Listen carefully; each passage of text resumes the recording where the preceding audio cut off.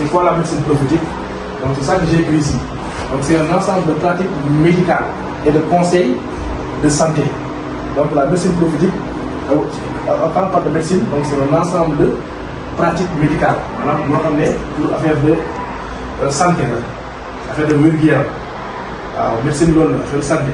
Mais nag pourquoi prophétique? C'est inspiré par des enseignements du prophète Mohammed alayhi salaam.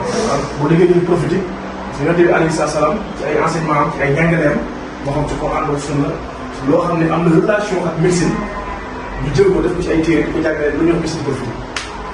Donc tey c'est une petite définition yi bëri na quoi. La définition bu gën a simple c'est quoi la médecine prophétique?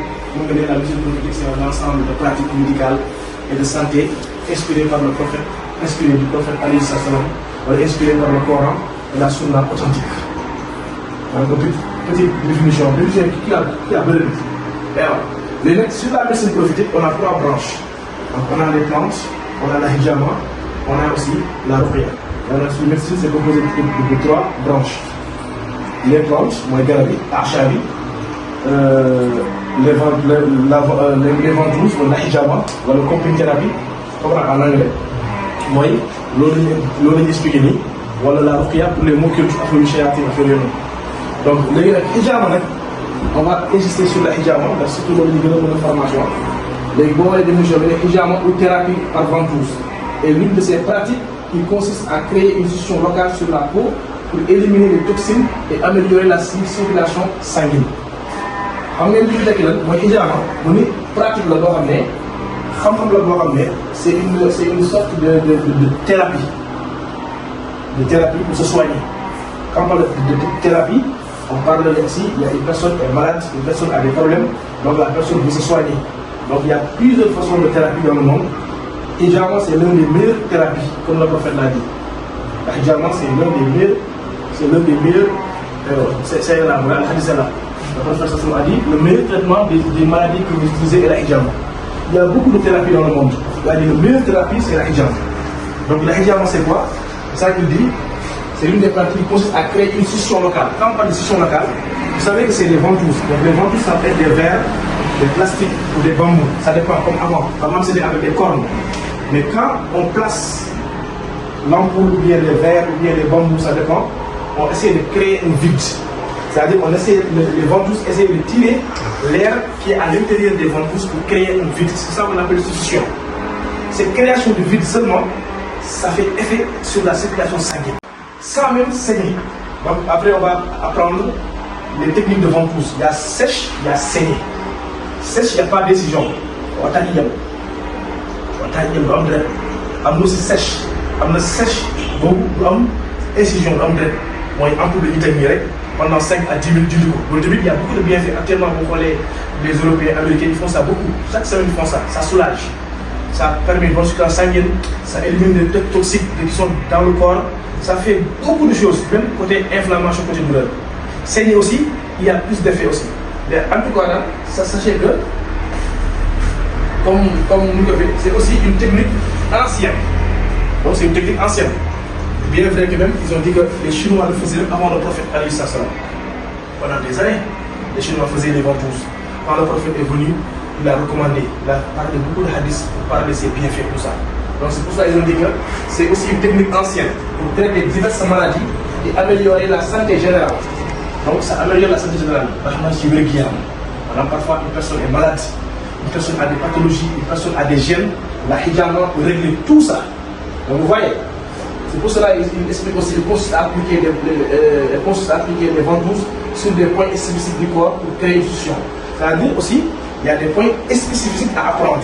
Chaque maladie, il y a des points où mettre. Même les hémorroïdes, la fertilité, tout ce qui est drocopsie, tout ce qui est problème de faiblesse, tout ce qui est problème d'infection, tout ce qui est problème de règles douloureuses, tout ce qui est problème beaucoup de maladies, il y a une science qui enseigne chaque partie du corps où tu peux mettre les ventouses pour essayer de traiter ce genre de maladie. En tout cas, il nous explique aussi les bienfaits. Donc, j'ai dit que ça élimine les toxiques et les déchets du corps. Nous, chaque jour, on prend les toxiques. Soit on le prend sur la mauvaise alimentation, soit on le prend sur la pollution. On respire. Ce qu'on respire n'est pas, l'air n'est pas sain. Donc, soit c'est sur la alimentation, ou soit aussi sur les comprimés pharmaceutiques parfois qu'on prend, parce qu'il y a des produits chimiques, parfois c'est toxique, ou autre. Tout le temps, on a des toxiques dans notre corps.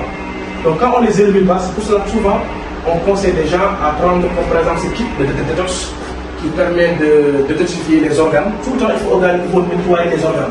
Parce que c'est les organes qui travaillent. Par exemple, les reins, c'est ça qui filtre le sang. Ils travaillent. Le pancréas, chaque organe, c'est comme une voiture. Hein. La voiture a des organes. Donc, les organes, c'est ça qui travaille le système immunitaire. Chaque organe a son rôle principal. C'est pour ça que quand l'organe est affecté, c'est là-bas qu'on parle des maladies chroniques ou des maladies vraiment incurables ou bien des maladies graves. C'est pour ça que tout le temps, l'être humain doit tout le temps détoxifier son corps. Il y a des plantes pour détoxifier. La hijama aussi permet à détoxifier, à éliminer ces déchets qui sont dans le corps, des toxiques. Donc, il y a quoi? Donc, elle améliore aussi une bonne circulation sanguine et lymphatique, réduit l'inflammation et la douleur. Ça réduit l'inflammation. Parfois, on a des douleurs au niveau du dos, au niveau des genoux. Comme par exemple, parfois, par exemple, parmi les maladies qu'on soigne avec la hijama, les arthroses, les sciatiques, les disques, tout ce qui est douleur musculaire articulaire. Donc, la hijama fait effet sur ça, parce que ça élimine les douleurs, parce que ça élimine, il y a un effet anti-inflammatoire. Donc, c'est juste pour faire comprendre d'abord que la médecine prophétique, c'est un ensemble de pratiques médicales et de santé inspirées par le prophète alayhi salam. Ça c'est tiré du Coran et la sunna authentique. Donc il y a des versets du Coran qui sont venus qui parlent sur la santé, sur la médecine, des hadiths. Donc c'est écrit dans des livres, ça s'enseigne dans des pays asiatiques. Et ouais. Donc la médecine prophétique, elle est vaste. Donc j'ai expliqué les plantes, j'ai expliqué la hijama, j'ai expliqué la ruqya. Donc il y a beaucoup de branches. Mais là actuellement, on se focalise pour l'instant sur la hijama, sur les ventes, c'est ça qui nous intéresse.